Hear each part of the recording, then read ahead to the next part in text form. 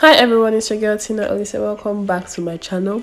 So if you are part of the category that can't actually add or feed in extension hair attachment while you plait hair or you can roll your hair, this video is for you. I'm going to be showing you the popular TikTok trend of how you can achieve this without literally going through the normal feed in process.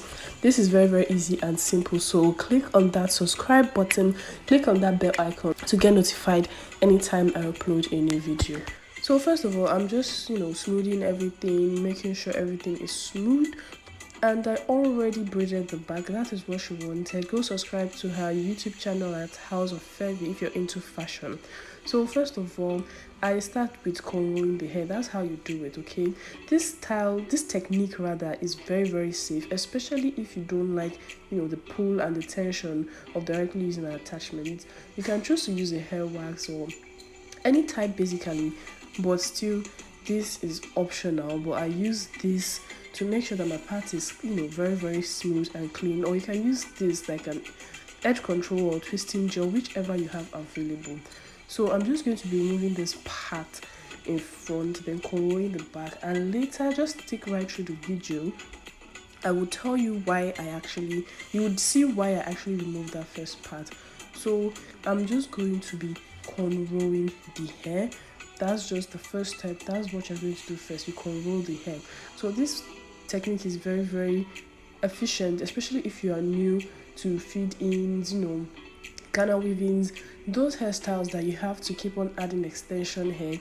If you don't know how to do it, this technique is very good. So I'm just doing the cornrows. I tried as much as possible for it to be neat. That's why you need that gel. It helps with the pattern and neatness. And this is me totally done with cornrowing the hair. I did one literally initially, but this is it. This is me completely cornrowing the hair, and now you're going to see why I left that front part. So now you're going to see why I left this part. I already did a few of the other. I'm going to be showing you this one on camera. So I'm just making sure I use the edge control to lay down her edges because she wanted it smooth. So now this is how you're going to be doing it. You're going to be using a crochet pin to, more like you're crocheting. You crochet in the extension hair like this. So just watch and see how I do it. The amount of hair you'll be adding or hair you'll be crocheting every time depends on what you actually want. You could go thin, you could go thick, but if you have bigger sections, you should go bigger to make sure it covers it well. And if you have smaller sections, you might not necessarily want to really go that big. It all depends on you trying it out and seeing the result and seeing what you actually like. But she just wanted something in between, not too big, not too small, so I went on like this. If you feel there's anywhere you have to like fill in, anywhere you feel should be more dense, depends on you. You just do what you can to make it look desirable to you. But this is how I fed in the hair extension.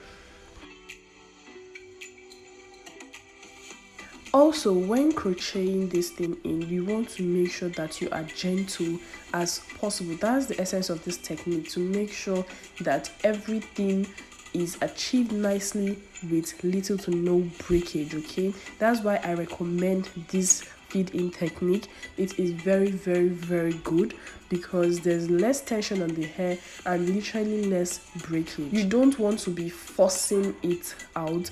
For the tail of the hair, this tail part, it all depends on you. You could decide not to plait the cornrow all the way down and just leave the tail part. I don't know if you understand what I'm saying, but it all depends on what you like.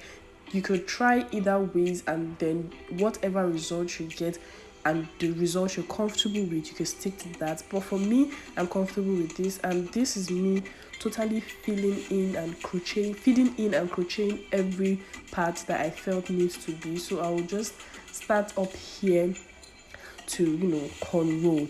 Basically, it's going to start as if you're doing like a knotless braid. It's like a knotless braid kind of situation at the beginning before you start to pick it up one after the other. And look at the way I pick it up. You don't want to go taking in a lot at first. You want to go bit by bit as you fed it in to make sure it has this seamless, you know, flow. You don't want to go packing it all at once. And this is very, very convenient, especially for beginners who don't know how to feed in normally. This would help you get a hang of it and still get the same result. And also, I recommend this technique, like I said before, because it's very, very safe.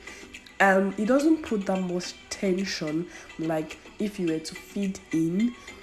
To me, that's my own opinion. It doesn't put that much tension, and it's kind of, you know, reduces breakage because your hair is not literally tangled up with the extension hair. So takedown would be effortlessly smooth because your hair wouldn't tangle up with the extension hair. So you guys should try out this style, and I'll just be leaving you guys now to watch and see what I do.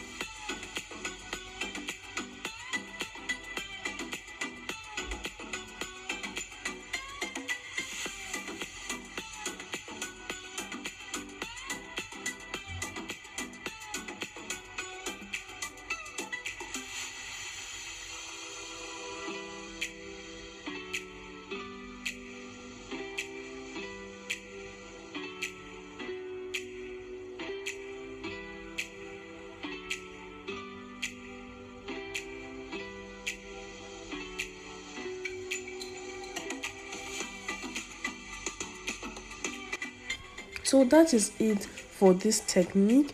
This technique is very, very highly recommended by me, and I hope you enjoyed this video and you actually got the point of this video and how to do this, and tell me in this comment section if you'll be trying this out and what you think about this technique. Don't forget to follow me on Instagram, on TikTok, and on Facebook at Tina Olise. Click on that subscribe button if you're not yet subscribed to my channel, and click on that bell icon to get notified anytime I upload a new video.